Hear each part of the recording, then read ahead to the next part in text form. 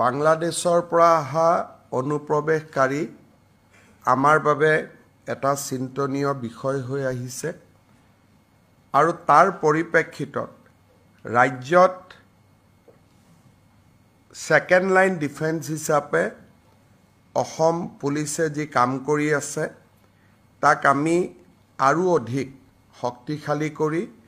বিএসএফৰ লগত এটা কোঅৰ্ডিনেশ্যন লৈ পেলাই বাংলাদেশৰ পৰা যাতে অনুপ্ৰৱেশকাৰী ভাৰতত সোমাব নোৱাৰে তাৰ কাৰণে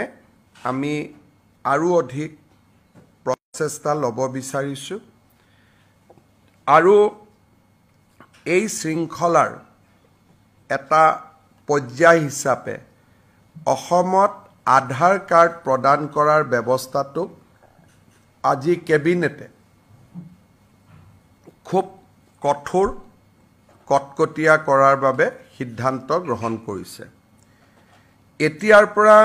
ৰাজ্য চৰকাৰৰ সাধাৰণ প্ৰশাসন বিভাগে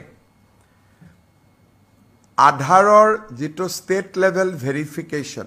আধাৰ কাৰ্ড দিয়াৰ আগতে কেন্দ্ৰীয় চৰকাৰে ৰাজ্য চৰকাৰৰ পৰা ভেৰিফিকেশ্যন বিচাৰে আৰু এই গোটেই প্ৰক্ৰিয়াটো তদাৰকি কৰাৰ বাবে ৰাজ্যৰ সাধাৰণ প্ৰশাসন বিভাগক নোডেল ডিপাৰ্টমেণ্ট হিচাপে কেবিনেটে আজিৰ পৰা ঘোষণা কৰিছে ইয়াৰ উপৰিও প্ৰত্যেকখন জিলা পৰ্যায়ত এজন এডিশনাল ডেপুটি কমিশনাৰক আধাৰ এনৰোলমেন্ট ভেৰিফিকেশ্যন অৰ্থাৎ কোনোবাই আধাৰৰ বিচাৰিলে তেওঁ প্ৰপাৰ ভেৰিফিকেশ্যন কৰা হৈছে নে নাই সেই গোটেই প্ৰক্ৰিয়াটো তদাৰক কৰাৰ কাৰণে জিলা আয়ুক্তই এজন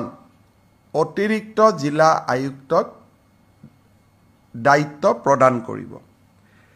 জিএডি ডিপাৰ্টমেণ্ট আৰু এডিসিৰ পিছত আধাৰ দিয়াৰ আগতে ইনস্পেকশ্যনৰ বাবে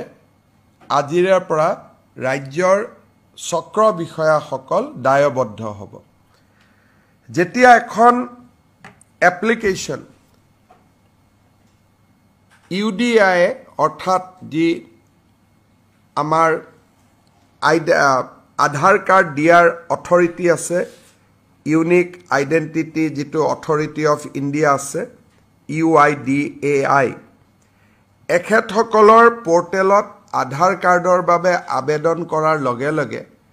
সেই আবেদনখন টেকনিক্যাল ভেৰিফিকেশ্যনৰ পিছত ফিজিক্যাল ভেৰিফিকেশ্যনৰ বাবে ৰাজ্য চৰকাৰৰ পোৰ্টেলত আহিব সাৰ্কেল অফিচাৰ জনে প্ৰথম এই আধাৰ কাৰ্ডৰ আবেদনখন পোৱাৰ লগে লগে তেওঁ প্ৰথমে চাব যে ৰাজ্যৰ ৰাষ্ট্ৰীয় নাগৰিকপঞ্জী প্ৰণয়নৰ সময়ত এই ব্যক্তিজনে বা এই পৰিয়ালটোৱে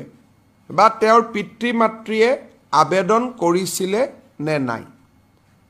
প্ৰথম পৰীক্ষা হ'ব সেইটো যদি দেখা যায় যে তেওঁ আবেদন কৰাই নাছিলে তেতিয়াহলে তেওঁৰ আধাৰ কাৰ্ডখন ৰাজ্য চৰকাৰে প্ৰত্যাখ্যান কৰি কেন্দ্ৰীয় চৰকাৰলৈকে প্ৰতিবেদন দিব আৰু যদি প্ৰমাণিত হয় যে নহয় তেখেতে এনআৰসিত নিজকে ভাৰতীয় নাগৰিক বুলি আবেদন কৰিছিলে তেতিয়া আমি নেক্সট ষ্টেজলৈকে যাম আৰু যেটো ফিল্ড ইনস্পেকশ্যনৰ ওপৰত উচ্চতম ন্যায়ালয়ৰ যি নিৰ্দেশ আছে সেই অনুসৰি তেওঁলোকক ফিল্ড ভেৰিফিকেশ্যন কৰি ভাৰতীয় নাগৰিক এখেত হয় এই ধৰণে সম্পূৰ্ণ প্ৰত্যায়িত হোৱাৰ পিছতহে তেখেতক আধাৰ কাৰ্ড দিয়া যাব অৱশ্যে যিবিলাক ভাৰত চৰকাৰৰ কৰ্মচাৰী বিভিন্ন কামত 2014 চনৰ পিছৰ পৰা অসমত আছে স্বাভাৱিকতে তেওঁলোক যেহেতু পশ্চিমবংগ গুজৰাট মহাৰাষ্ট্ৰৰ নাগৰিক অসমৰ এনআৰসিৰ বাবে আবেদন কৰা নাই তেওঁলোকৰ ক্ষেত্ৰত এই নিয়মটো নাহিব কিন্তু ফিজিক্যাল ভেৰিফিকেশ্যন বা ডকুমেন্ট ভেৰিফিকেশ্যন তেওঁলোকৰ ক্ষেত্ৰতো আমি কৰিম